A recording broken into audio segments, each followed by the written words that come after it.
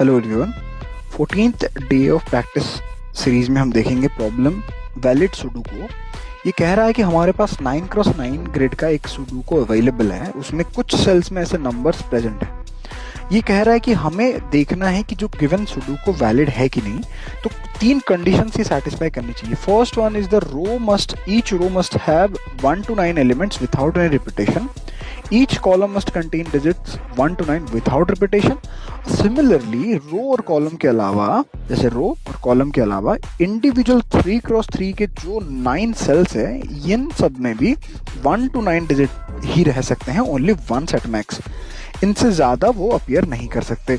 अगर अपीयर कर रहे हैं दैट वुड बी इनवैलिड। तो इसके लिए हम केस 1 को अगर ट्रीट करें, इसे क्वेश्चन को दो हिस्सों में तोड़ के देखें, तो ये बन जाता है row wise and column wise. तो रो वाइज हम अगर आई से जीरो, आई को 0 से n तक n-1 तक एंड j को 0 से n-1 तक ट्रैवर्स करें, तो similarly I J would help us in determining कि कितने एलिमेंट्स रिपीट हो रहे हैं कि नहीं हो रहे for row I. Similarly J I will help us कि कॉलम जे के लिए रिपीट हो रहा है कि नहीं। उस हिसाब से हम देखेंगे किसी भी फ्रीक्वेंसी का अगर एलिमेंट किसी भी एलिमेंट की फ्रीक्वेंसी ग्रेटर देन 1 आ जाती है, रिटर्न फॉल्स कर देंगे।